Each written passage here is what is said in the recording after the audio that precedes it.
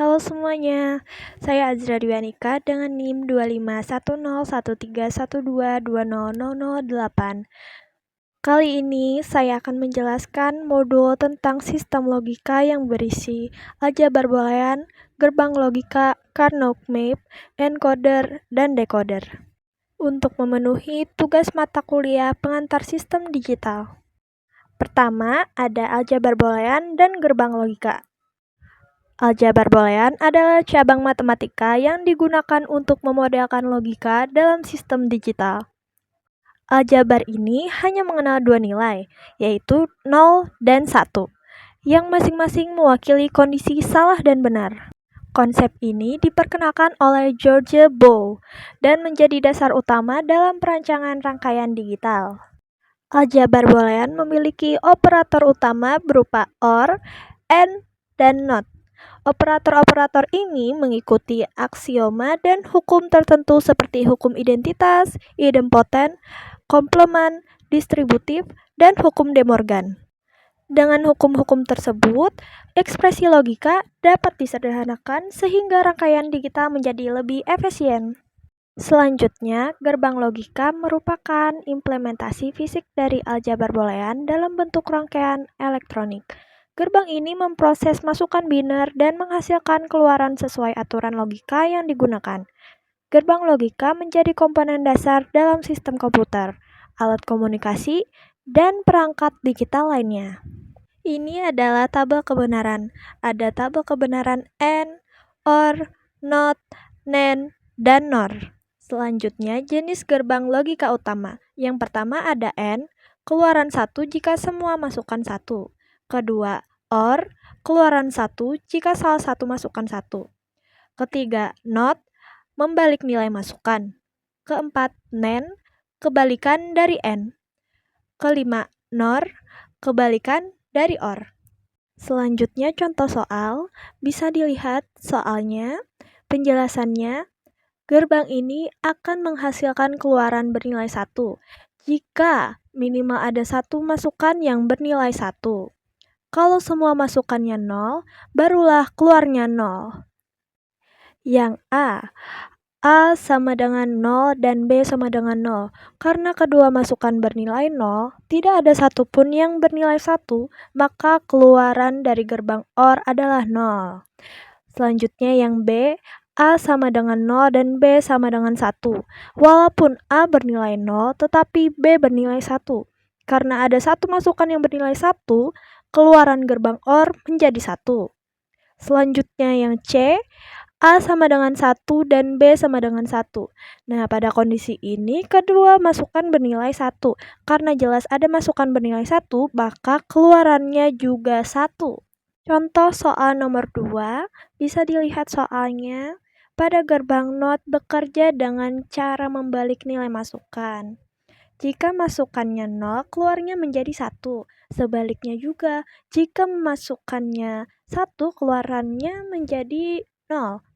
Nah, pada yang A sama dengan 0. Karena masukan bernilai 0, maka setelah dibalik oleh gerbang NOT, keluarannya menjadi 1. Kalau yang B, A sama dengan 1. Karena masukan bernilai 1, maka keluarannya setelah dibalik menjadi 0. Nah, selanjutnya ada latihan nih. Bisa dijawab ya.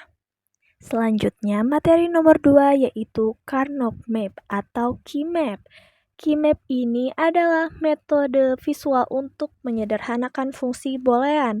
Metode ini mengubah tabel kebenaran menjadi bentuk peta sehingga penyederhanaan dapat dilakukan tanpa manipulasi aljabar yang panjang. Setiap kotak dalam key map mewakili satu kombinasi variabel. Nilai 1 pada key map menunjukkan minterm yang akan dikelompokkan. Pengelompokan dilakukan pada sel-sel yang berdekatan dengan jumlah 2n atau 1, 2, 4, 8, dan seterusnya. Variabel yang berubah dalam kelompok akan dieliminasi, sedangkan variabel yang tetap dipertahankan. Selanjutnya ada jenis-jenis key map. 1. Key map 2 variabel. 2. Key map 3 variabel. 3. Key map 4 variabel. 4. Key map 5 variabel atau lebih. Selanjutnya, contoh soal bisa dilihat ya soalnya. Di sana diketahui fungsi boolean f sama dengan a aksen, b aksen tambah a aksen b. Langkah pertamanya adalah melihat kapan fungsi f bernilai 1. Pada suku a aksen, b aksen, nilai f sama dengan 1 ketika a sama dengan 0 dan b sama dengan 0. Pada suku a aksen b, nilai f sama dengan 1 ketika a sama dengan 0 dan b sama dengan 1. Nah, nilai-nilai ini kemudian dimasukkan ke dalam keymap dua variabel. Pada keymap, terlihat bahwa nilai 1 berada pada baris A sama dengan 0. Untuk kolom B sama dengan 0 dan B sama dengan 1. Selanjutnya, kedua sel tersebut dikelompokkan karena saling berdekatan. Saat dilakukan pengelompokan, terlihat bahwa nilai B berubah dari 0 ke 1, sedangkan A tetap bernilai 0. Karena B berubah, maka variabel B dapat dihilangkan. Jadi hasil akhir dari penyederhanaan fungsi boolean tersebut adalah F sama dengan A aksen.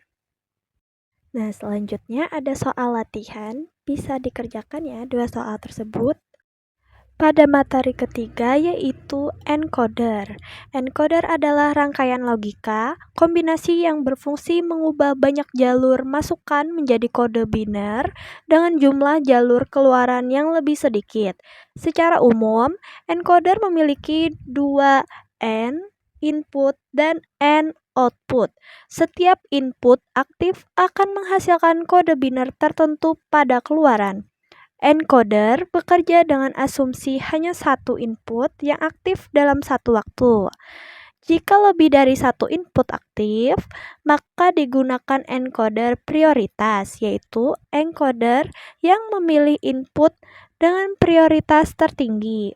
Encoder banyak digunakan dalam sistem komputer dan elektronika digital untuk pengolahan data, penyederhanaan jalur sinyal, serta pengkodean informasi. Selanjutnya, di sana ada gambar tabel kebenaran encoder dan rangkaian encoder. Bisa dilihat ya. Lanjut, ada contoh soal. Bisa dilihat ya soalnya. Sebuah encoder 8-3 menerima sinyal aktif pada input 5.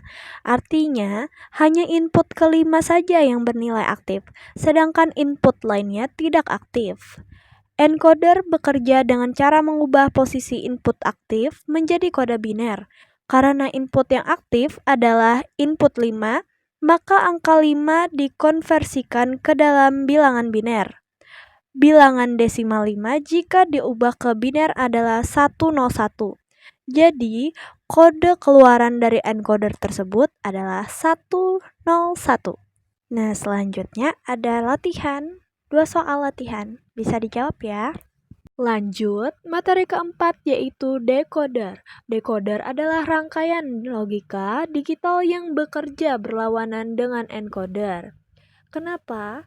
Karena decoder menerima masukan berupa kode biner dan mengaktifkan satu jalur keluaran tertentu sesuai dengan kombinasi masukan tersebut. Decoder memiliki N jalur masukan dan 2 N jalur keluaran. Dalam satu waktu, hanya satu jalur keluaran yang aktif. Decoder banyak digunakan dalam pengalamatan memori, pemilih data, tampilan digital, dan pengendalian perangkat elektronik. Selanjutnya, di sana ada gambar tabel kebenaran decoder dan rangkaian decoder 2-4. Bisa dilihat ya. Oke, selanjutnya ada contoh soal nih. Contoh soal decoder bisa dilihat ya soalnya. Sebuah decoder 3-8 menerima masukan biner A sama dengan 1, B sama dengan 0, dan C sama dengan 1. Jika digabungkan, nilai masukan menjadi 101. Langkah selanjutnya adalah mengubah bilangan biner 101 ini ke dalam bentuk desimal. Nah, nilai 101 dalam biner sama dengan 5 dalam desimal. Decoder akan mengaktifkan keluaran sesuai dengan nilai desimal dari masukan tersebut. Karena hasilnya adalah 5, maka keluaran Y5 yang akan aktif. Selanjutnya ada soal latihan. Ada 3 soal latihan nih, bisa dicoba ya teman-teman. Selesai sudah penjelasan dari saya. Terima kasih yang sudah menonton.